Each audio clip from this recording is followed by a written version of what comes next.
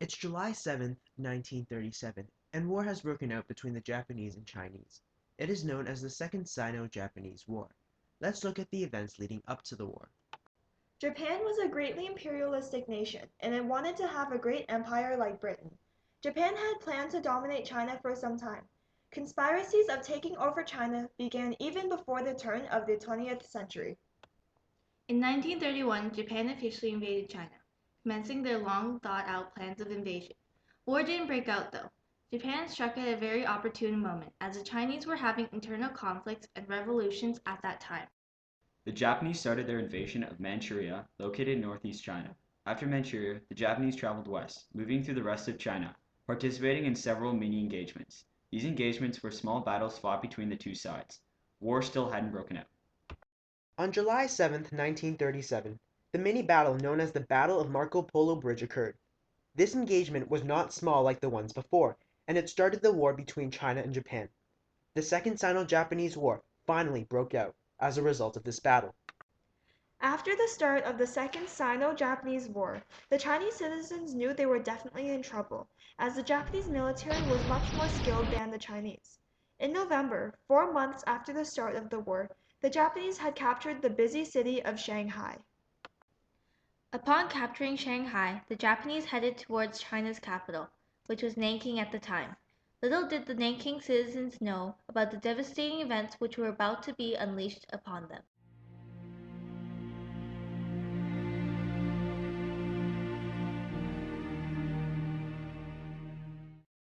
50,000 Japanese soldiers went on to Nanking after successfully invading the city of Shanghai. Nanking was the capital city of China, so it was surrounded by a city wall. It was located in the province of Jiangsu, and it was along the eastern end of the Yangtze River. Defending Nanking were China's elite troops. The commander-in-chief, Chiang Kai-shek, knew that when the Japanese arrived, it would be total devastation. The commander-in-chief didn't want to lose the lives of Chinese soldiers in a battle they were sure to lose, so he ordered that the majority of the Chinese soldiers be withdrawn from the capital. This left Nanking weak and greatly vulnerable to the Japanese. The Japanese were getting closer and closer to the defenseless capital, and tensions among the Nanking residents were rising, upon realizing that the Chinese army had almost completely abandoned them. In Nanking, there were many foreigners who were businessmen. In late November, the Chinese government issued a bulletin recommending foreigners to flee, as the Japanese were drawing closer and closer to the capital. Most of the foreigners fled before the Japanese arrived at the capital. However, some stayed behind to help the Chinese. 15 of the remaining foreigners formed a committee to look after the safety of the citizens. John Rabe, a German businessman and Nazi Party member, was leader of that committee. Rabe, along with his safety committee, established and created a safety zone for the Nanking residents to seek refuge in. The Organization of Foreigners established the Nanking Safety Zone in late November. The zone was located in the western part of the city. It consisted of 20 refugee camps for the Nanking citizens to escape to. It was late November when the safety zone was established. The Japanese were almost at the city's walls. The Nanking Safety Zone was created just in time.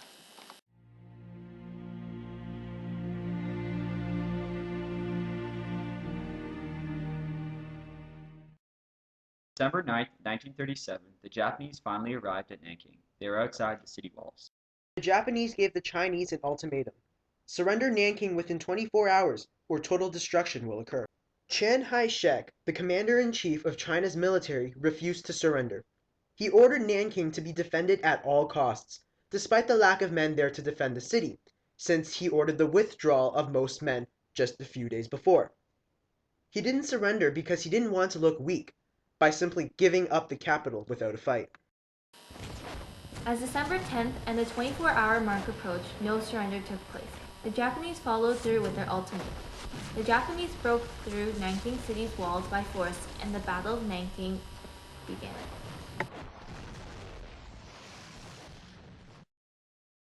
December 12th, 2 days after the start of the battle, the Chinese commander realized that it was hopeless. He orders his men to surrender, therefore giving the Japanese control of the city. And on December 13th, a day after the surrender by the Chinese, the massacre of Nanking begins.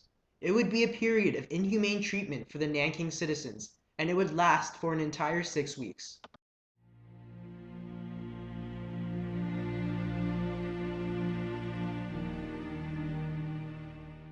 The first thing the Japanese did upon the Chinese surrender was to take the surrendered Chinese soldiers and make them prisoners of war. These prisoners were either killed or tortured until they died. Most prisoners of war were brought to the shores of the Yangtze River and used as target practices for the Japanese soldiers who had machine guns. Because of this, many bodies were scattered across the shores of the Yangtze. In some cases, groups of innocent civilians were collected, and the group was killed one person at a time. Individuals were forced to watch those they loved and knew die right in front of their eyes. If being killed wasn't enough, watching those you loved be killed was far worse.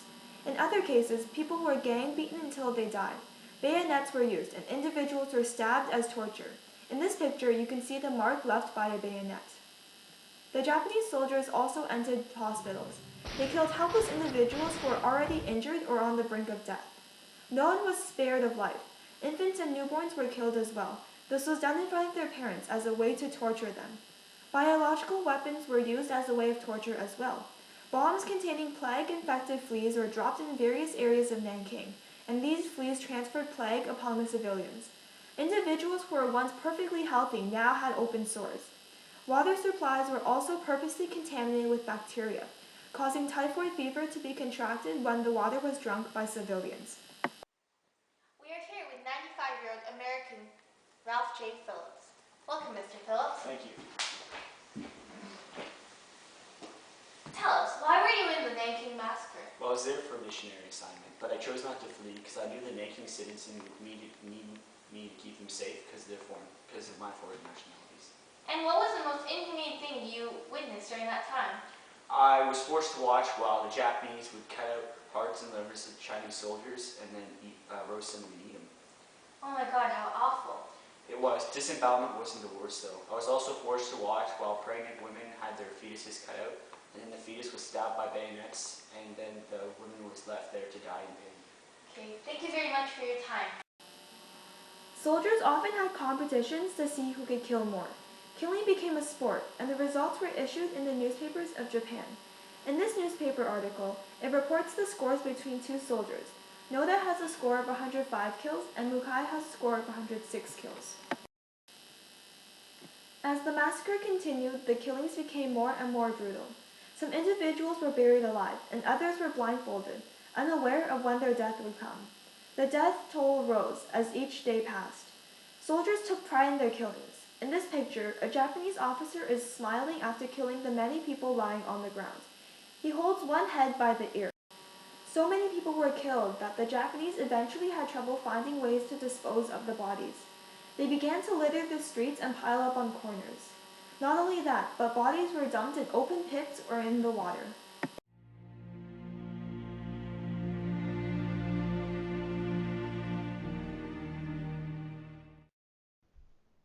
The Japanese not only killed the citizens of Nanking, but they also destroyed the city itself. It's been estimated that a third of the buildings in Nanking were destroyed, especially government buildings and the homes of citizens. In this picture, Japanese soldiers have climbed onto the Chinese Capitol building and raised the Japanese flag instead of the Chinese one. Some buildings were set on fire purposely, and others were blown up. Planes dropped bombs onto areas of Nanking, destroying huge chunks of land at a time. To the Japanese, it didn't matter if the bomb landed on a deserted area of town or an inhabited part of the city.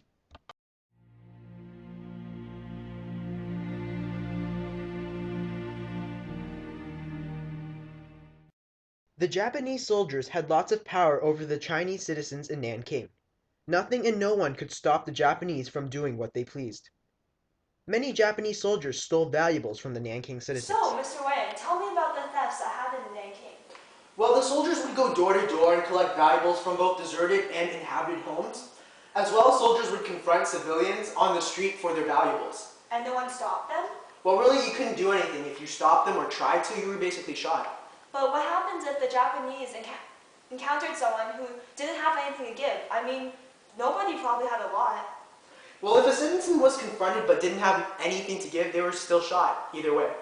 Okay, thank you for your time. As well as stealing valuables, the Japanese stole alcohol as well. Many soldiers were drunk from the stolen booze, as seen in this video.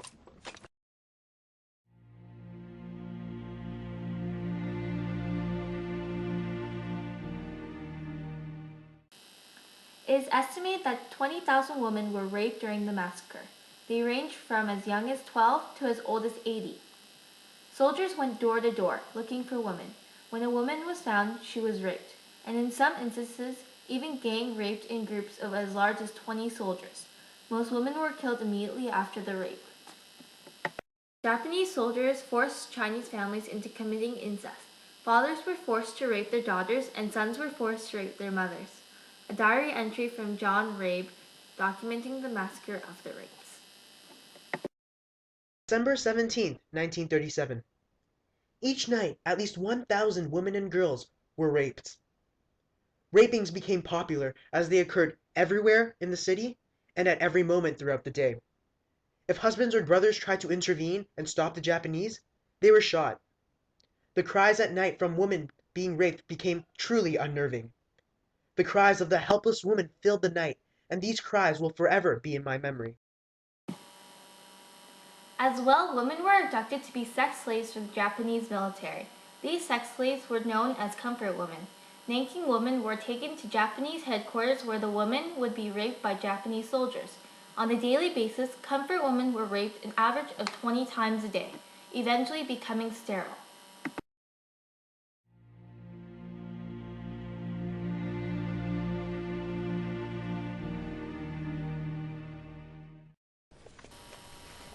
At the outset of the massacre, the Japanese agreed not to interfere or enter the Nanking safety zone that was established by the foreigners. However, that eventually changed. Japanese soldiers came into refugee camps of the safety zone often. Despite efforts by foreigners to stop them from entering, they still did. When the Japanese entered the safety zones, many killings occurred as well.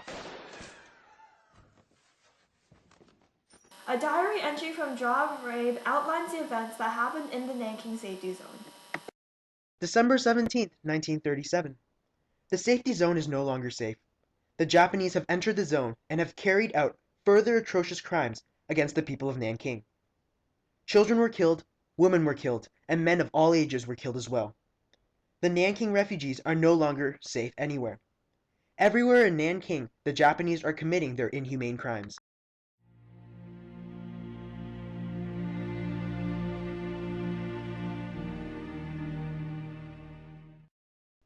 Perhaps the most brutal form of torture were the medical experiments the Japanese performed. These experiments were almost always inhumane. In one example, individuals were put in compression chambers to test how much pressure the human body can withstand. They were kept in the compression chambers until their eyes popped out of the sockets. A diary entry from a Chinese woman, translated into English. December 23rd, 1937. Everyone was tortured. No one was safe. I was scared to leave my own house. I was afraid of being taken by the Japanese and tortured until my death. I've heard of the things that happen. Humans were injected with animal blood and air bubbles to see how the body reacts. As well, a popular surgery involving the removal of the stomach, allowing the esophagus to be directly attached to the intestines, was performed. Individuals were amputated one limb at a time until all that remained were the head and the torso.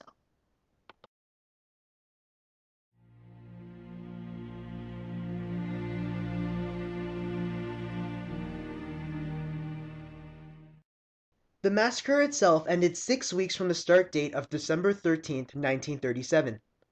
The majority of the Japanese left Nanking and went on to fight battles in the rest of China. The war had to go on, and therefore the Japanese couldn't stay in Nanking forever. However, there were still some Japanese soldiers who stayed behind to maintain order within the city. Atrocities like rape still occurred, but the events were no longer considered a massacre, since these atrocities didn't occur as frequently and commonly as they did during the massacre. We are here today with Miss Chang. She was only 4 years old when the massacre happened. So, Miss Chang, were you in the safety zone for most of the massacre?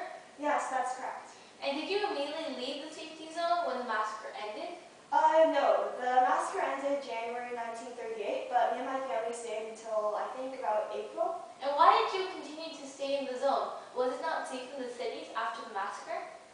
It was safe, yeah, but you have to see, the Japanese burned our home and took all our possessions during the massacre. We had nowhere to go to, so we were essentially homeless. The safety zone provided us food, shelter, all the relief things that we needed to survive. Thank you very much for your time. Miss Chang is one of many Nanking citizens who lost everything after the massacre. Most people had no home to return to, since they were bombed or scorched by the Japanese. Nanking no longer looked like the city it used to be. The massacre only lasted 6 weeks, but it resulted in more than 300,000 deaths of the Chinese.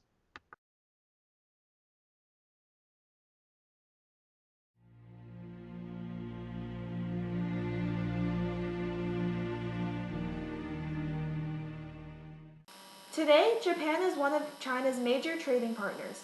Annually, $200 billion of goods are traded.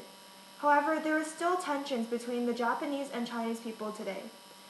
A key part to this tension is, in fact, that Japan has still not apologized for the Nanking Massacre. The city of Nanking was renamed and is known as Nanjing today.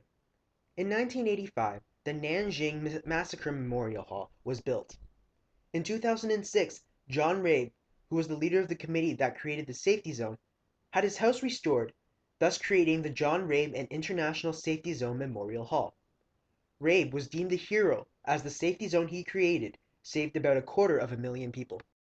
Today, there is still controversy about what really happened during the Nanking Massacre. The Liberal Democratic Party of Japan, along with some historians, argue that the Nanking Massacre was all a fabrication, and that the Chinese government created it as propaganda. 6 weeks of Nanking, the world did nothing to stop it. The League of Nations tried to stop Japan, but couldn't.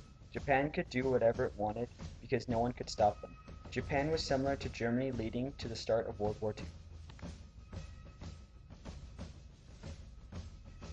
Today, the massacre of Nanking is known as the Forgotten Holocaust. Most people only know of the Holocaust with Hitler and the Jewish people. But what happened in Nanking was a Holocaust as well. So let us not forget the suffering of the Nanking people.